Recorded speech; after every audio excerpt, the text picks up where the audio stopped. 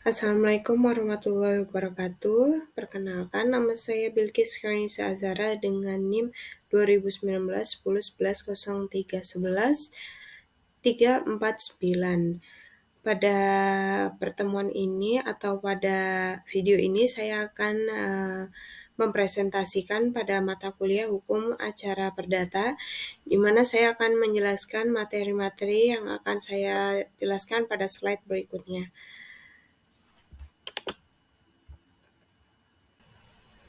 Pada kali ini saya akan menjelaskan mengenai tata cara pengajuan permohonan PKPU dalam beracara di pengadilan niaga. Syarat dan prosedur mengajukan permohonan PKPU, di mana prosedur mengajukan PKPU merupakan pengajuan ke pengadilan untuk meminta penundaan bayar atas utang yang dimiliki suatu perusahaan atau sebagai pemohon. Untuk permohonan PKPU, itu dipastikan untuk yang memohon melengkapi persyaratan antara lain surat permohonan, identitas dan alamat, laporan keuangan, dan lampiran rencana damai. Dokumen surat permohonan ditujukan kepada pengadilan niaga. Pada surat tersebut ditambahkan materai. Kemudian, pemohon harus memastikan bahwa sudah menulis identitas dan alamat perusahaan secara lengkap.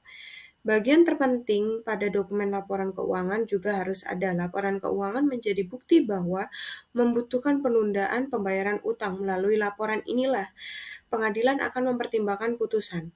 Dokumen ini dapat dilengkapi anggaran dasar dan anggaran rumah tangga atau disingkat sebagai AD atau ART untuk memperkuat. Selain itu, tanda bukti pemohon, jumlah utang, bukti adanya utang pada dua kreditur atau lebih, dan surat pernyataan kurator yang ditunjuk harus lengkap.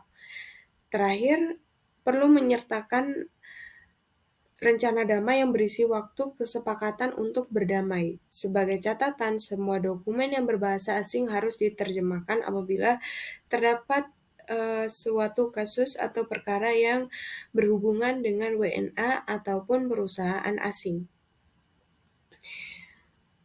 Jika dokumen berasal dari negara asing, dokumen tersebut harus disahkan terlebih dahulu oleh Kedutaan Republik Indonesia di negara asal. Perlu diketahui, tidak setiap pelaku bisnis yang terlilit utang dapat melakukan permohonan PKPU, hanya usaha yang memenuhi kriteria saja. Adapun kriterianya yaitu meminjam dana dari lebih dari satu pihak pemberi pinjaman, serta utang tersebut sudah jatuh tempo. Setelah paling lambat 3 hari, pengajuan permohonan PKPU oleh debitur harus diproses oleh pengadilan. Pengurus yang bertugas antara lain hakim pengawas dan satu kurator yang mengurus harta debitur. Sementara itu, pengajuan permohonan oleh kreditur diputuskan oleh pengadilan niaga paling lambat 20 hari. Adapun prosedur pengajuan PKPU merupakan proses runtut yang harus diikuti berturut-turut. Yang pertama adalah pemohon mengajukan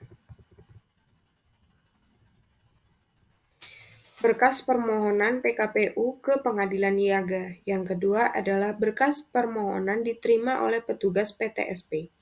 Yang ketiga adalah pengadilan niaga kemudian memeriksa kelengkapan berkas. Jika masih kurang atau dokumen-dokumen yang diajukan tersebut terdapat kekurangan yang diperlukan, semisal dari syarat terpenting dalam pengajuan tersebut ada yang belum lengkap, maka pemohon harus melengkapi seluruh dokumen tersebut terlebih dahulu sebelum ke tahapan yang selanjutnya, yang mana staf kepaniteraan di pengadilan akan memungut dan menyetor PNBP dari pemohon. Yang kelima adalah petugas PTSP kemudian menyerahkan slip setoran yang harus dibayarkan ke bank. Yang keenam adalah biaya yang telah dibayarkan oleh pemohon melalui bank dicatat dalam jurnal keuangan perkara dan kas bantu. Yang ketujuh adalah data perkara dicatat oleh pengadilan niaga ke dalam SIPP dan mendaftarkan perkara tersebut ke buku register induk.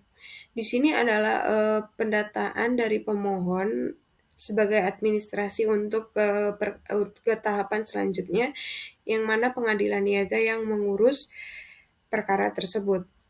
Selanjutnya adalah pengadilan niaga menyusun kelengkapan berkas untuk kemudian menyerahkannya kepada Ketua Pengadilan Pusat. Yang kesembilan adalah panitera menunjuk SIPP dan jurusita. Yang terakhir adalah pengadilan memutuskan PKPU beserta jangka waktu perdamaian antara kreditur dan debitur. Sebagaimana yang saya telah tunjukkan pada slide, di mana permohonan PKPU diawali dengan putusan sementara yang mana selama 45 hari yang diurus oleh hakim pengawas dan pengurus atau sebagaimana kurator yang ditunjuk oleh hakim pengawas. Yang selanjutnya adalah pengumuman PKPU, di mana terdapat rapat kreditor yang pertama, batas pengajuan tagihan, yang ketiga adalah rapat pencocokan atau validasi data-data yang ada. Yang kemudian tahapannya itu dapat dibagi menjadi dua. Yang mana yang saya sebutkan tadi itu berada pada titik pengumuman ini. Yang mana terdapat dua, yang mana usulan perdamaian itu dapat melanjutkan ke tahapan selanjutnya. Atau PKPU tetap yang dijangka waktu selama 270 hari atau kurang lebih selama 3 bulan. Yang mana selanjutnya dalam PKPU tetap itu dapat ke tahapan usulan perdamaian. Dari usulan perdamaian tersebut dapat dibagi menjadi dua. Apabila disetujui, maka terdapat tahapan yang namanya homologasi. Sementara apabila ditolak, maka suatu perusahaan atau pemohon atau yang dimohonkan oleh pemohon tersebut, pihaknya itu dinyatakan pilot, yang kemudian dilanjutkan pada tahapan terakhir yaitu proses kepailitan. Sekian penjelasan saya mengenai tata cara pengajuan permohonan PKPU.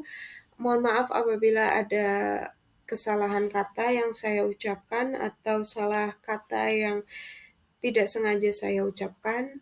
Terima kasih. Wassalamualaikum warahmatullahi wabarakatuh.